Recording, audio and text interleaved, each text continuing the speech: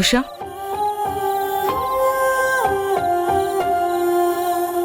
ఏమైంది ఉషా? ఏం లేదక్కా, ఊరికే అలా చల్లగాలి కోసం నిలబడ్డాను. ముందు నాకొక విషయం చెప్పు. ఏంటక్కా అది? నువ్వు దేని గురించి బాధపడుతున్నావు? బాధ నాకా? అదేం లేదక్కా. వానొస్తుంటే మనం తడవకుండా గొడుగు పట్టుకుంటాం, కానీ ఆ గొడుగు తడుస్తూనే మనం తడవకుండా కాపాడుతుంది. నువ్వు కూడా అలాంటి దానివే ఉషా. అందరి బాధల గురించి ఆలోచించే నువ్వు, అందరి సంతోషం గురించి ఆలోచించే నువ్వు, నీ బాధలను మాత్రం దాచుకుని మౌనంగా రోదిస్తుంటావు. అందరి కన్నీళ్లు తుడవాలనుకునే నువ్వు అందరికంటే ఎక్కువగా కన్నీళ్లు పెట్టుకుంటూ ఉంటావు. చెప్పు ఉషా, నీ బాధేంటో. నాకర్థమైందిలే. ఈ ఇంట్లో ఎవరి బాధకైనా కారణం అత్తయ్య గారే అవుతారు. ఇప్పుడు నువ్విలా ఉండడానికి కూడా కారణం అత్తయ్య గారే అని నాకు ప్రత్యేకంగా చెప్పనవసరం లేదు. ఆవిడ వల్ల తప్ప ఈ ఇంట్లో నిన్ను బాధ పెట్టేవారు వేరొకరు లేరు. అవునా? అవన్నీ ఇప్పుడు వద్దక్కా, వదిలే. నువ్వు ఈ సమయంలో సంతోషంగా ఉండాలే కాని లేనిపోని తలపోట్లను తెచ్చుకోకూడదు, తెలుసుకోకూడదు. నేను నీ అక్కనని నువ్వు భావిస్తే నిజం చెప్పు ఉషా, ఏం జరిగిందో. నేను వద్దు కాదు అని చెప్పినా వినకుండా నీకు నచ్చిందల్లా చేస్తూ పోతున్నావు. ప్రేమిస్తున్నాను కదా అని ప్రతిదీ భరిస్తూ పోతాను అనుకుంటున్నావా? అమ్మ పరువు, ఈ ఇంటి పరువు, గురువు గారి పరువు ఒకేసారి తీయాలని డిసైడ్ అయ్యావా? నువ్వు చేసిన దాంట్లో తప్పేం కనిపించడం లేదు ఉషా, కానీ కిరణ్ అలా రెస్పాండ్ అవడం నాకు కూడా కొత్తగా అనిపిస్తుంది. దీనంతటికీ కారణం మన అత్తగారే. అత్తయ్య గారి మాటని ఇంట్లో ఎవ్వరూ ఎదిరించరు. ఒకవేళ ఎవరైనా ఎదురెళ్లి ప్రశ్నించినా ఆవిడ అహంకారం అది ఒప్పుకోదు. అందుకే ఎవ్వరూ ఆ రిస్క్ తీసుకోలేకపోతున్నారు. కానీ మనం అది మార్చాలి. మనం అణిగిమణిగి ఉన్నంతకాలం అణిచేసే వాళ్లే తప్ప ఆదరించే వాళ్ళు మనకు కనిపించరు. మనం ఏ తప్పు చెయ్యనప్పుడు తల వంచుకొని ఎందుకు బ్రతకాలి? నువ్వు ఒక చిన్న అబద్ధం చెప్పకపోయుంటే నేనీరోజు ఇంట్లో ఉండేదాన్నే కాదు. ఆ చిన్న అబద్ధం గురించి ఆలోచిస్తే చాలు, అందులోనే మన సమస్యకి చాలా పరిష్కారాలు దొరుకుతాయి. అందులో పరిష్కారాలా? అవును ఉషా, అది కేవలం అబద్ధంగా మనం చూడకూడదు. అందులో తెలివైన అడుగులున్నాయి, చాలా మంచి పాఠాన్ని నేర్పిస్తున్నాయి. ఏంటక్కావి? మనం ఒక్కొక్కసారి తప్పుని డైరెక్ట్ గా ప్రశ్నించడం కంటే సులువుగా వాటిని ఎలా సాల్వ్ చేయాలో ఆలోచించాలి. చేపల కోసం గాలాలు వేసినట్టు బంధాల కోసం ఇలాంటి దండాలు పెట్టనవసరం లేదు. ఇక్కడ నా ముందు సమాధానం చెప్పేవాళ్ళు, నా కళ్లల్లోకి సూటిగా చూసి మాట్లాడేవాళ్ళు ఎవ్వరూ లేరు. మీ అన్నయ్య మాత్రం ఏం చేయగలడు? ఏం ఆలోచిస్తున్నావు ఉషా? నువ్వు చెప్తుంటే నిజమనిపిస్తుందక్కా. అత్తయ్య గారు తన మాటే శాసనం అనుకుంటున్నారు, దాన్నే అందరూ పాటిస్తున్నారు. అందుకే అత్తయ్య గారికి తను చేసే పనుల వల్ల అందరూ ఎంత ఇబ్బంది పడుతున్నారో తెలియడం లేదు. ఎగ్జాక్ట్లీ ఉషా, అందుకే ఆవిడ వెళ్లేదారి మార్చాలి, ఆవిడ విధానాన్ని మార్చాలి. కాకపోతే మనం చూపించే వ్యతిరేకత ఒక యుద్ధంలా కాకుండా తనకి అర్థం కాకుండా చూపించాలి. అంటే అత్తయ్య గారు మంచివారే. ఆవిడ మాట కఠినంగా ఉన్నా మనసు మాత్రం మంచిదే. ఆవిడ అహం దాన్ని కప్పిపుచ్చుతుంది. అహంకారపు పొరలు కమ్ముకున్న ఆవిడ మనసులో మమకారపు కోణం బయటకు లాగాలి. అది ఒక్కసారిగా జరిగే పని కాదు. అందుకే మనం ఇప్పటి నుండి వేసే ప్రతి అడుగు ఆవిడ అహం దెబ్బ తినకుండా తెలివిగా మన పని జరిగేలా చూసుకోవాలి. మనం చేసే పనులు ఆవిడ అడ్డుకోవాలనే లోపే మనం వాటిని పూర్తి చేసేయాలి. అదెలా? మనం అత్తయ్య గారికి ఎదురెళ్ళాలి, కానీ అది ఆవిడకు అర్థం కాకూడదు. మనం తల దించుకుని ఉండకూడదు. ఇక నుండి మనం చేసే ప్రతి పని ఆవిడలో మార్పు కోసమే అవ్వాలి. ఆవిడ తీసుకునే నిర్ణయాలు కరెక్ట్ కాదని అత్తయ్య గారే తనంతట తానే తెలుసుకునేలా చేయాలి. అలాగే ఉషా, ఇక నుంచి మన కొత్త ప్రణాళికని మొదలు పెడదాం. ఇక నుంచి మన ఆధ్వర్యంలో ఈ ఇంట్లో ఒక కొత్త అధ్యాయం మొదలవ్వాలి. ఎస్.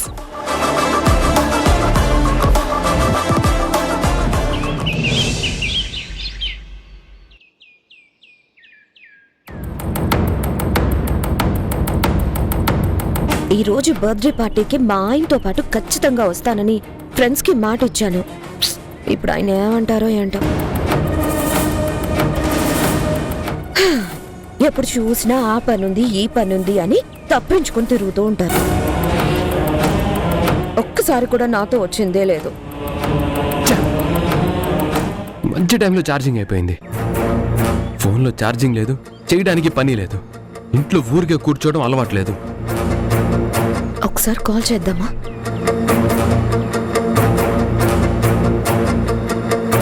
కనీసం ఫోన్లో గేమ్స్ ఆడుకుందామంటే అది సహకరించడం లేదు. ఇక్కడ మనుషులతో పాటు మిషన్లు కూడా నన్ను చులకనగా చూస్తున్నట్టున్నాయి. ఇదేంటి, ఎప్పుడు ఫోన్ చేస్తే ఎత్తనంత బిజీగా ఉండేవారు, కానీ ఇలా స్విచ్ ఆఫ్ అని ఎప్పుడు వచ్చేది కాదే. ఏమై ఉంటుంది? ఒకసారి ఆఫీస్కి కాల్ చేద్దాం.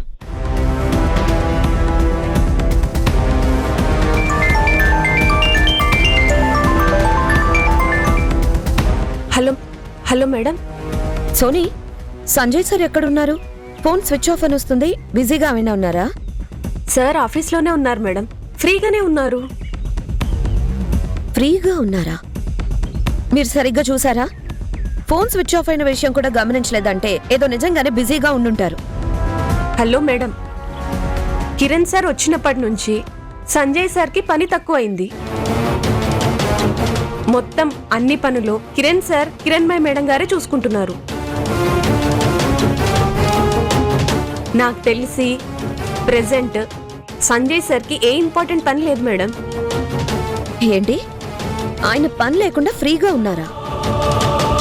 ఒకసారి ఫోన్ తీసుకొని వెళ్ళి ఇవ్వండి. అలాగే మేడం. ఫ్రీగా ఉండడం ఏంటి? ఈయనకి పూర్తిగా పని పీకేసి ఇంట్లోనే కూర్చోబెట్టే ఆలోచనలో ఉన్నారా ఏంటి అత్తయ్య గారు? సార్,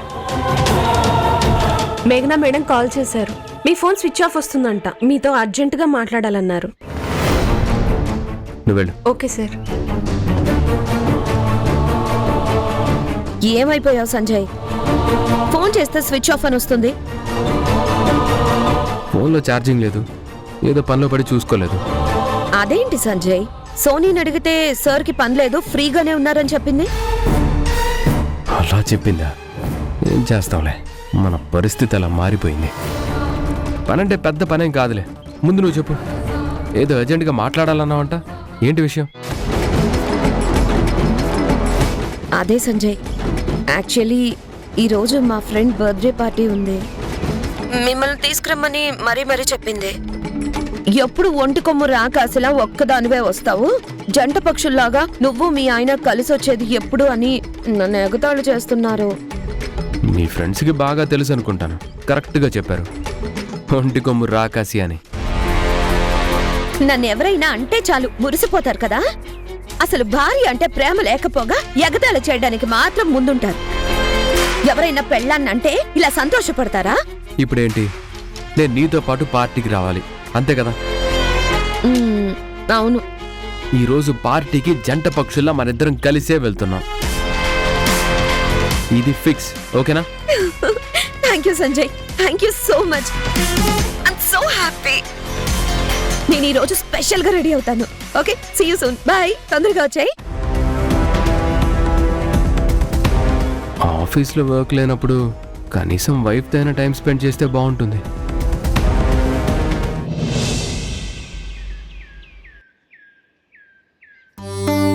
అబ్బా, ఈ మెనూ చూస్తుంటే హారిక మేడం గారు ప్రెగ్నెంటా లేక ఇంట్లో అందరూ ప్రెగ్నెంటా అన్నట్లుంది. పండు, మెల్లగా మాట్లాడు. కిరణ్మయి మేడం వింటే నాలుగు కోసేస్తారు. మేడం ముందు ఎందుకంటాను, ఇక్కడ ఉన్నది మనమే కాబట్టి అన్నాను. అనవసరమైన డిస్కషన్ ఆపేసి మేడం ఇచ్చిన హెల్దీ మెనూతో ఫుడ్ ప్రిపేర్ చేయి. చేయక చేస్తానా? ప్రతిరోజు ఇంట్లో తినేది ఆకులు కూరలే కదా, మేకలు తిన్నట్టు. నవ్వాపి పని చూడు. ఏంటి నవ్వుకుంటున్నారు? అదేం లేదు మేడం, అదేదో సరదాగా మేడం ఇచ్చిన ఆకుకూరల మెనూ గురించి. రోజు అదే వండడానికి వాళ్ళకే బోర్ కొడుతుంది, తినడానికి మీకు బోర్ కొట్టట్లేదా? బోర్ కొడుతుంది కాబట్టే ఈరోజు అత్తయ్య గారి హెల్తీస్ పక్కన పెట్టి నేను వెరైటీ వంటలు చేస్తాను. అమ్మో, మేడం ఇచ్చిన డైట్ ఫాలో కాకపోతే మా ఉద్యోగాలు పోతాయి మేడం. ఈ రోజు మా హారిక అక్కకి పుల్లగా ఏదైనా తినాలనుందంట. అందుకే మామిడికాయ పులిహోర చేస్తాను అన్నాను. అలాగే మామిడికాయ పప్పు పాయసం. అమ్మో, మేడం ఏమైనా అంటే? పండు, నువ్వేం భయపడకు. అత్తయ్య గారు అడిగితే మేమే సమాధానం చెప్పుకుంటాం. ఆ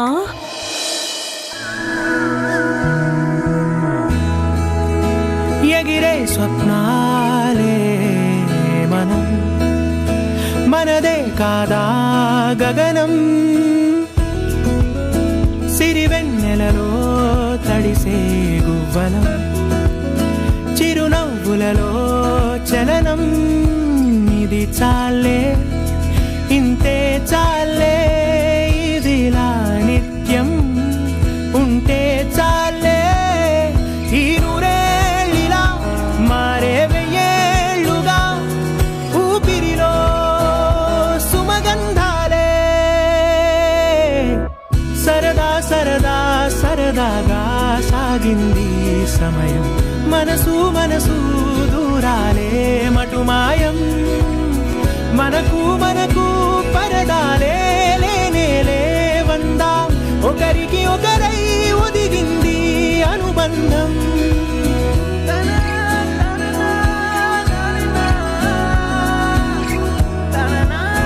కలలా ఉందేంటి నిజం, నిజమేనంది నయనం, మనకే సొంతం మౌనాయి వరం, విరబూసింది హృదయం, మందాల పూల వందనాలు చేసే రాదారులే, తల నిమురుతున్న పలకరింపులాయే చిరుగాలులే, ఈ ఉల్లాసమే మనకో విలాసమై మనసంతా చిందాడిందే, సరదా సరదా సరదాగా సాగింది సమయం, మనసు మనసు దూరాలే మటుమాయం, మనకు మనకు పరదాలే లేనేలే వందా, ఒకరికి ఒకరై ఒదిగింది అనుబంధం.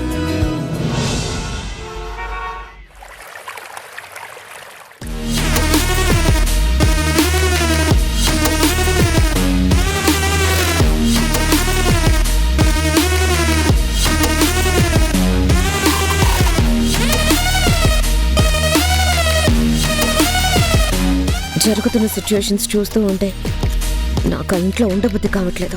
రోజు రోజుకి నాకు నా భర్తకి ఆ ఇంట్లో ఇంపార్టెన్స్ తగ్గుతూ వస్తుంది. ఇలాగే జరుగుతూ పోతే నన్ను పెద్ద కోడలుగా కాదు కదా, కనీసం కోడలుగా కూడా గుర్తించరేమో. సిచ్యుయేషన్స్ ఎంత చండాలంగా మారిపోతాయని అస్సలు ఊహించలేదు. నాన్నని అడిగితే ఏదో ఒక సలహా ఇస్తారు. అమ్మా మేఘనా, ఏంటి ఈ సడన్ సర్ప్రైజ్? ఏ నాన్న, నేను రాకూడదా? అదేంటమ్మా అలా అంటావు? ఇది నీ ఇల్లు, నువ్వు ఎప్పుడైనా రావచ్చు, నీ ఇష్టం వచ్చినట్టు తిరగొచ్చు. నీకు ఎవరు అడు చెప్తారమ్మా? మరెందుకు అంత సర్ప్రైజ్ అవుతున్నారు? కనీసం ఒక ఫోన్ కాల్ కూడా చేయకుండా, ఇలా చెప్పా పెట్టకుండా సడన్ గా వస్తే సర్ప్రైజ్ అవ్వకుండా ఎలా ఉంటావమ్మా? ఇంతకీ ఏంటి సంగతి? ఏదో బలమైన కారణం ఉంటే తప్ప ఇలా చెప్పా పెట్టకుండా రావని నాకు తెలుసు. నాన్నా, ఆ ఇంట్లో నేను ఉండలేకపోతున్నాను. చాలా చిరాగ్గా ఉంటుంది. ఏమైందమ్మా? ఆ కిరణ్ వల్ల మా ఆయనకి ఆఫీస్లో ఇంపార్టెన్స్ తగ్గిపోయింది. ప్రతిదానికి మా అత్తయ్య గారు ఆ కిరణ్ని ఇన్వాల్వ్ చేస్తూ మా ఆయన్ని పక్కన పెట్టేస్తున్నారు. అది అందరికీ తెలిసిపోయింది నాన్న. తెలియని వాళ్ళు వెనకాల ఏమనుకున్నా పెద్ద బాధ అనిపించదు, కానీ తెలిసిన వాళ్లే వచ్చి నా భర్త గురించి అలా చెప్తూ ఉంటే నేను అస్సలు తట్టుకోలేకపోతున్నాను. నాకు ఒళ్ళంతా మండిపోతుంది.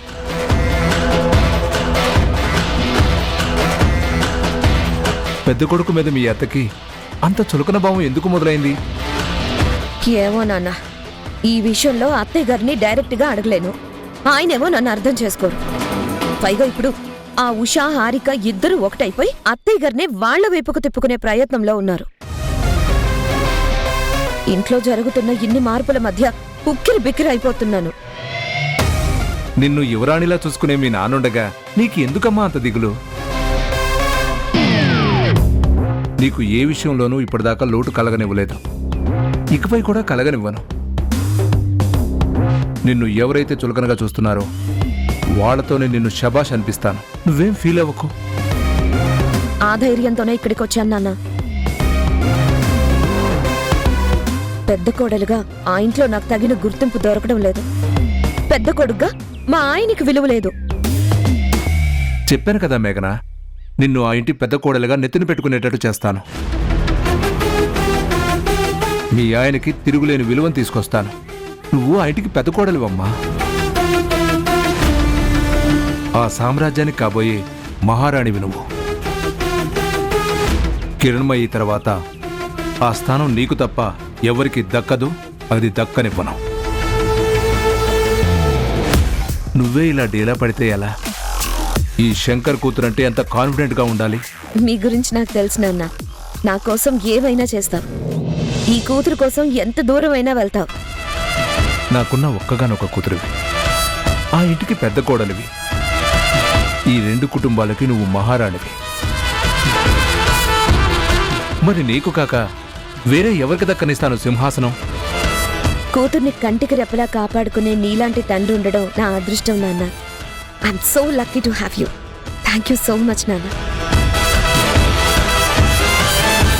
మేఘన, నీకు అమ్మైనా నాన్నైనా నేనే. నాకు తల్లైనా కూతురువైనా నువ్వే. నువ్వేం చెప్తే అది చేస్తాను. నీకు ఏం కావాలనిపిస్తే అది ఇస్తాను. ఈ నాన్న ఉన్నంతకాలం నీకు ఎలాంటి లోటు కలగనివ్వకుండా చూసుకుంటానమ్మా. I just love you dad. Me two.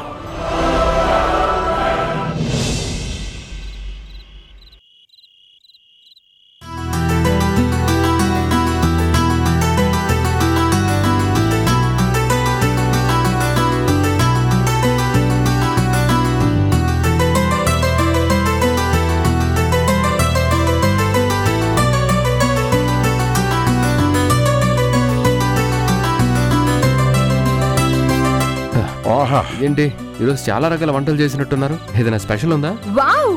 గుత్తొంకాయ కూర, మామిడికాయ పప్పు, పులిహోర, పాయసం, వెజిటబుల్ బిర్యానీ, ఆలు బోండా. ఏంటి నాన్న, ఈ రోజు ఏమన్నా స్పెషల్ డే సెలబ్రేట్ చేస్తున్నారా?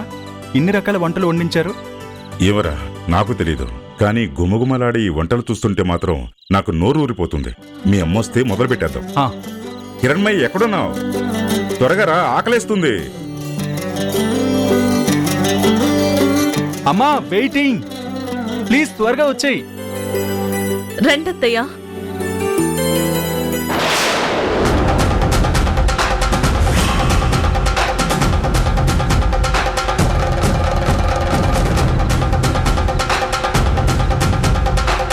కిరణ్మయ్య, ఇంకా ఎందుకు వెయిట్ చేస్తున్నావు? రా కూర్చో. రే రండి కూర్చున్నాం. ఇవాళ మనందరికి వివాహ భోజనం బే. కూర్చో.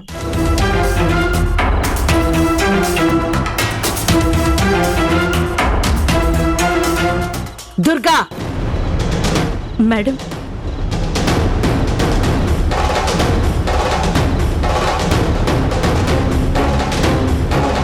ఏంటివన్నీ?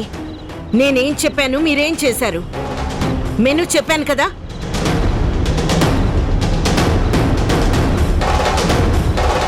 నిన్నే అడిగేది, మాట్లాడవే. నేను చెప్పిన మెను ఏంటి, మీరు చేసిన కూరలేంటి?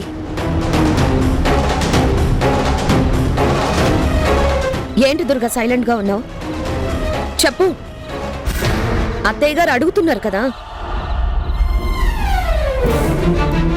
అత్తయ్య గారు చెప్పినవి కాకుండా ఇవన్నీ ఎందుకు చేశావు? అంటే మేడం అది వాళ్ళనేం అనకండి అత్తయ్య. ఈరోజు వంటలన్నీ నేనే చేశాను. ఉషా, ఇవన్నీ నువ్వు చేసావమ్మా? అందుకే ఏ రోజు లేనిది ఈ వంటలన్నీ గుమ్మగుమ్మలాడిపోతాయి ఇవాళ. నువ్వు చేసావా? నీ కిచెన్లో ఏం పని? అయినా నేను చెప్పిన ఐటమ్స్ కాకుండా ఇవన్నీ ఎందుకు చేశావు? అసలు దీనిలో హెల్దీ ఫుడ్ ఏమన్నా ఉందా?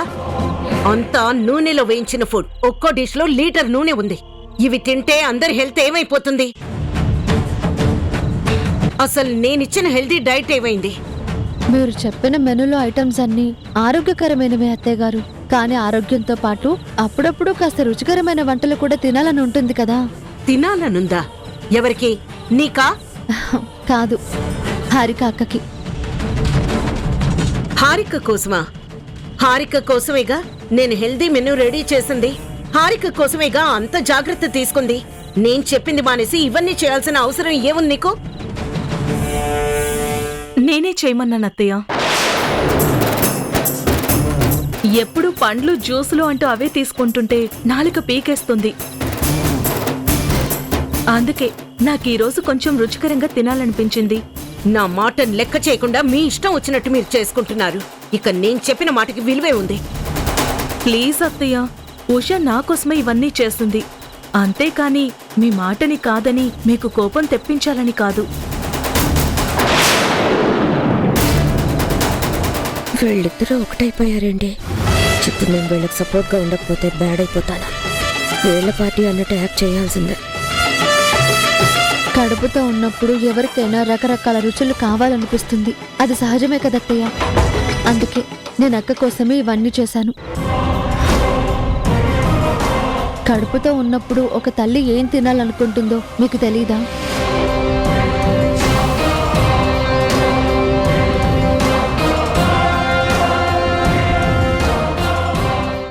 మేడం, మేము కేర్ చారిటబుల్ ట్రస్ట్ నుంచి వస్తున్నాం. మేము ఇప్పటికే చేయవలసిన డొనేషన్స్ చేసేసాం. ఇప్పుడు ఇవ్వడం కుదరదు. అదేంటి అత్తయ్య గారు అలా అంటున్నారు? అయినా ఎవరైనా సహాయం అడగగానే ముందు వెనక ఆలోచించకుండా లక్షల్లో దానాలిచ్చే మీకు ఏదో పెద్ద విషయమా చెప్పండి? ఏం చెప్పాలనుకుంటున్నావో సూటిగా చెప్పు. నా భర్తని అవమానించిన గురువుగారి మ్యూజిక్ ఫౌండేషన్ కి మీరు 25 లక్షల డొనేషన్ ఇచ్చారు కదా.